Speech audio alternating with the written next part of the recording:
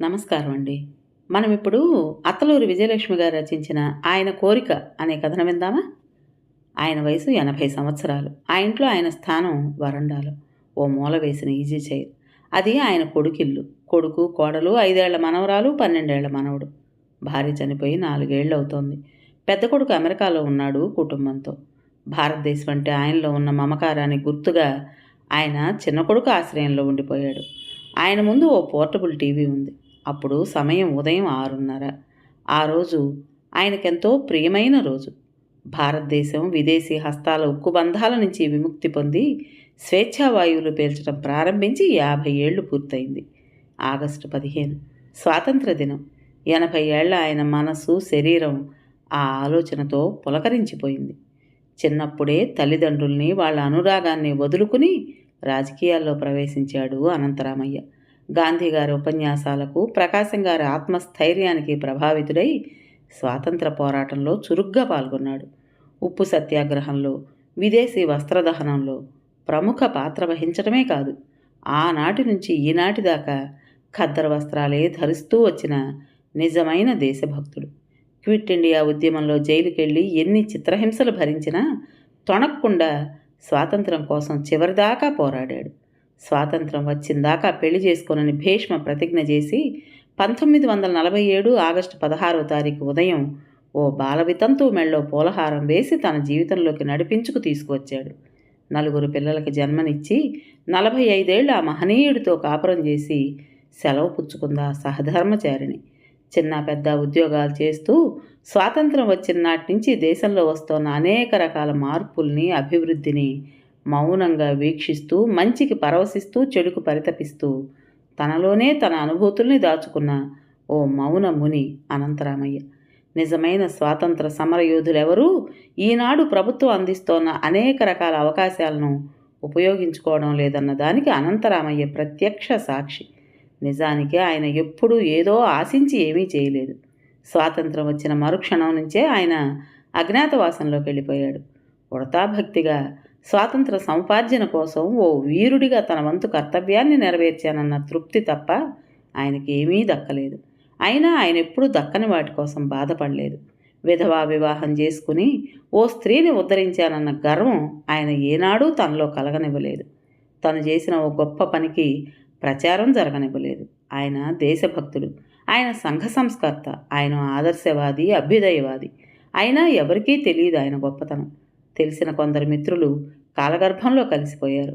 ఆయన ఇప్పుడు వయసు ఉడిగిన ఓ వృద్ధుడు. ప్రభుత్వ ఉద్యోగం చేయలేదు, అందుకే పెన్షన్ లేదు. స్వాతంత్ర సమరయోధులు అందుకుంటున్న పెన్షన్ కానీ, రైల్వే పాస్ కానీ, మెడికల్ ఫెసిలిటీస్ కానీ ఏదీ ఆయనకి తెలియదు. వాటి కోసం వెంపర్లాడలేదు. ఇలాంటివన్నీ కల్పించడానికి బ్రోకర్లు ఉన్నారని ఆయనకి తెలుసు. ఆ బ్రోకర్ల ద్వారా స్వాతంత్రం వచ్చిన తర్వాత పుట్టిన వాళ్ళు కూడా అలాంటి అవకాశాలను వినియోగించుకుంటున్నారని ఆయనకి తెలుసు. అయినా ఆయన చలించలేదు. నిజానికి తండ్రి విధవా వివాహం చేసుకున్నాడన్న సంగతి ఆయన పిల్లల్లో కూడా ఎవరికీ తెలియదు. 80 ఏళ్ల ఆ జీవితంలో ఆయన పెద్దగా ఆశించిందేమీ లేదు. పూలదండ, సత్కారాలు, సన్మానాలు, ఇంటర్వ్యూలు అవేవీ ఆయనకి తెలియవు. ఆ కోరికలు కూడా లేవు. ఆయనకున్నది ఒకే ఒక్క కోరిక. 3 రంగుల జాతీయ జెండా ఒక్కసారి తన చేతుల మీదుగా ఎగురవేయాలి. ఎన్నో త్యాగాలు చేసి, ఎంతో శ్రమించి, పోరాడి, లాఠీ దెబ్బలు తిని, జైల్లో మగ్గి, రాత్రి పగలు నిద్రాహారాలు మాని నిర్విరామ కృషితో సాధించిన స్వేచ్ఛకి చిహ్నంగా గర్వంగా మువ్వన్నెల జెండా ఒక్కసారన్నా ఎగరేయాలి. అందులోంచి రాలిపడే ఆ గులాబీ రేకుల వర్షంలో తడవాలి. అంతే, అంతే, అది చాలు. ఆ పులకరింతల మధ్య ఈ తనువు ధన్యమై రాలిపోతే చాలు. అదే ఆయన కోరిక. ఆయన కళ్ళు టీవీ స్క్రీన్ మీద కదులుతోన్న బొమ్మల్ని చూస్తున్నాయి. సైనికుల మార్చ్ ఫాస్టు, భారత ప్రధాని చేతుల మీదుగా ఎగురువేయబడిన మువ్వన్నెల జెండా ఢిల్లీలోని ఎర్రకోటపైన ఢీవిగా సొగసుగా ఎగురుతోంది. ఢిల్లీ కోటపై త్రివర్ణ జెండా ఎగురుతున్నది చూడుమురా. మామయ్య గారు, కాఫీ. కోడలు సుమతి కాఫీ కప్పు అందించింది. మౌనంగా అందుకున్నాడు. ఆయన కళ్ళు టీవీ స్క్రీన్ మీదే. పద్మాకారంలో, దేశపటం ఆకారంలో నిలబెట్టబడిన పాఠశాల విద్యార్థిని విద్యార్థులు, సైనికుల విన్యాసాలు, ప్రధానమంత్రి సందేశం, బాలబాలికల ఆట పాటలు, నాట్యాలు, అడుగడుగునా ఉరకలేస్తున్న ఉత్సాహం, ఆనందం. ఆగస్టు 15 ఎంత పవిత్రమైనది ఈరోజు. భారతదేశంలో ప్రజలంతా కుల, మత, జాతి, వర్గభేదాలు మరచి కలిసి చేసుకునే పండుగ ఇదే. ఆయన శరీరం పైన రోమాలు నిక్కబొడుచుకున్నాయి. కళ్ళు 2 బాష్ప బిందువులతో నిండాయి. కాలం మారిపోయింది. పరమ పవిత్రమైన జలాలు కలుషితమయ్యాయి. స్వచ్ఛమైన గాలిలో మాలిన్యం కలుస్తోంది. మనుషుల మనసుల్లో, ప్రవర్తనలో కృత్రిమత్వం, వ్యాపార దృక్పథం పెరిగిపోతున్నాయి. ఈ దేశంలో ఎందరో మేధావులున్నారు, పండితులున్నారు, కళాకారులున్నారు, దేశభక్తులు ఉన్నారు, స్వాతంత్ర సమరయోధులు ఉన్నారు. నిజానికి అసలైన వాళ్ళకెవరికీ గుర్తింపు లేదు. నిజమైన దేశభక్తుడు ఏ బిరుదు కోరుకుంటాడు? కళలను గౌరవించే కళాకారుడు తన కళని అమ్ముకోగలడా? అసలైన పండితుడు తన విద్యను ఎక్కడ ప్రదర్శించగలడు? అందుకే వీళ్ళకెవరికీ గుర్తింపు లేదు, ఉండదు కూడా. గుర్తింపు లేని వాళ్ళకి డబ్బు ఉండదు, డబ్బు లేని వాడికి కీర్తి ఉండదు. వాళ్ళల్లో ఉండేది నిజాయితీ, నిర్మలత. నిట్టూర్చాడు అనంతరామయ్య. స్క్రీన్ మీద దృశ్యాలు మారాయి. హైదరాబాద్లోని పెరేడ్ గ్రౌండ్స్లో జరుగుతున్న స్వాతంత్రోత్సవ సంబరాలు చూపిస్తున్నారు. గవర్నర్ గారు పతాకావిష్కరణ చేశారు. సైనిక వందనం స్వీకరించారు. ఆయన ఉపన్యాసం ఎంతో ఉత్తేజకరంగా ఉంది. ఒంట్లో సత్తువ ఉన్నంతకాలం ఈ సంబరానికి అనంతరామయ్య హాజరవుతుండేవాడు. ఆ ఉత్సాహంలో, ఆనందంలో పాలు పంచుకుంటూనే ఉండేవాడు. అభ్యుదయం గురించి తెలియకుండానే అభ్యుదయ పదంలో పయనించి మొగ్గగానే జీవనసుమం చితికిపోతుందనుకున్న ఓ విధవరాలికి జీవితం ఇచ్చిన మహనీయుడు. నిజాయితీగా మనస, వాచ, కర్మణ దేశ స్వాతంత్రం కోసం పోరాడి ఈనాటి స్వాతంత్ర సంబరాలకు ఉడతాభక్తి సహకారం అందించిన స్వాతంత్ర సమరయోధుడు అనంతరామయ్య. ఓ సాధారణ పౌరుడిలా జీవిత చరమదశలో నిలబడి ఆశగా తాను ఎగరవేయాలనుకున్న జెండా వైపు చూస్తున్నాడు. ఎంత దురదృష్టవంతుడు తను! తను ఎమ్మెల్యే అయినా బాగుండేది. ఆ నియోజకవర్గంలోనైనా జెండా ఎగరేసేవాడు. కనీసం కాలనీ ప్రెసిడెంట్ అయినా బాగుండేది. ఆ కాలనీలో జెండా ఎగరేసేవాడు. తనేమీ కాదు. బ్రతకలేని బడిపంతులుగా కొన్నాళ్ళు, ప్రూఫ్ రీడర్గా కొన్నాళ్ళు, చాలీ చాలని జీతంతో కుటుంబాన్ని లాక్కొచ్చిన ఓ మామూలు వ్యక్తి. టీవీ స్క్రీన్ మీద ఎన్నెన్నో పతాకాలు ఆవిష్కరించబడుతున్నాయి.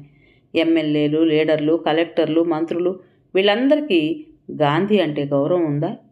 వీళ్ళందరిలో భరతమాత పట్ల భక్తి ఉందా?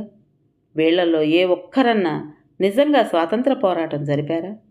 పదవులు, చదువులు, హోదాలు కల్పించిన అర్హతతో పవిత్రమైన జెండా ఎగరేస్తున్నారు. ఓ పవిత్ర ఆశయంతో, మహానుభావుల నిర్విరామ కృషితో, నిరంతర పోరాటంతో, అచంచల విశ్వాసంతో సంపాదించిన స్వాతంత్రాన్ని దర్జాగా అనుభవిస్తున్న వీళ్ళందరికీ జెండా విలువ తెలుసా?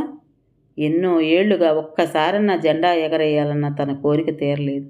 ఈ తనువు ఇంకా రాలిపోతుంది కోరిక తీరకుండానే. ఎలా తీరుతుంది? తను మంత్రి కాదు, ఎమ్మెల్యే కాదు, కలెక్టరు కాదు. తనెవరు? శతకోటి లింగాల్లో బోడ్లింగం, మహాసముద్రంలో ఓ నీటి పొట్టు, అనంతమైన ఇసుక రేణువుల్లో ఓ రేణువు. ఒక్కసారి జెండా ఎగరేయాలి. పవిత్రమైన ఆ పతాకాన్ని ఒక్కసారి స్పృశించాలి. ఒక్కసారి అటెన్షన్ నిలబడి చేయెత్తి వందనం చేయాలి. అమ్మా భరతమాత, వంగిపోయిన ఈ నడుముకి ఒక్క క్షణం పటుత్వాన్ని ప్రసాదించు. వణికే ఈ చేతులకు నమస్కరించే శక్తినివ్వు. తాతయ్య, ఆయన చేతిపైన ఓ గులాబీ రాలిన అనుభూతి. కళ్ళు తిప్పి చూశాడు. నిర్మలమైన కళ్ళతో, స్వచ్ఛమైన చిరునవ్వుతో. 5 ఏళ్ల కరుణ. తాతయ్య, నాతో రావు? నేను, లత, దివ్య, అన్నయ్య, రవి అందరం కలిసి జెండా వందనం చేస్తున్నాం మన పెరట్లో. నువ్వొచ్చి జెండా ఎగరేయవు? తాతయ్య ప్లీజ్, నీకు అమ్మ చూడకుండా జిలేబీ పెడతా. నీకు స్వీట్ పెట్టొద్దంటుందిగా అమ్మ. పలుకుల్లో జాలువారుతున్న తేనె, చూపుల్లో అమాయకత్వం, కళ్ళల్లో కోటి కాంతులు, లేలేత స్పర్శ. ఆయన వణికే చేతుల్ని పట్టుకుని జాగ్రత్తగా నడిపించుకెళ్ళింది పెరట్లోకి. అనవసరమైన ఆర్భాటాలకు, కృత్రిమమైన నటనకు, హంగులకు అతీతంగా చిన్నారులు ఏర్పాటు చేసిన సంబరానికి మనవరాలి చేయి ఊతంగా అందుకుని జీవితంలో మరోసారి తప్పటడుగులు వేశాడాయన. చిన్న చిన్న కాగితం జెండాలను తోరణాల్లా కట్టి, మామిడి చెట్టు మొదట్లో మట్టితో గట్టుకట్టి, దాని మధ్యలో కర్రపాతి, దాని చివర ముడిపెట్టిన మువ్వన్నెల జెండా, చిన్న స్టూల్ మీద గాంధీ తాత ఫోటో, చిన్నారుల మనసుల్లా గుబాళిస్తున్న అగరొత్తుల పరిమళం, అల్లిబిల్లిగా అల్లిన రకరకాల పూలమాల, భరణ్లో కుంకుమ, పళ్ళెంలో మరమరాలు, బెల్లం, చిన్న పొట్లంలో జిలేబీ. ఆయన గుండెల్లో పొలకింతలు, కళ్ళల్లో ఆనంద భాష్పాలు. చేతులు వణుకుతుంటే మెల్లగా దారం లాగాడు. జల్జలా రాలేయి కన్నీళ్లతో పాటు గులాబీ రేకులు. ఈ సువర్ణ పుష్పాల కాంతి ప్రపంచమంతా వ్యాపించాలి. మహాత్మా, ఈ కాంతుల్లో నూతన ప్రపంచానికి అంకురార్పణ జరగాలి. దీవించు తండ్రి చిన్నారులను.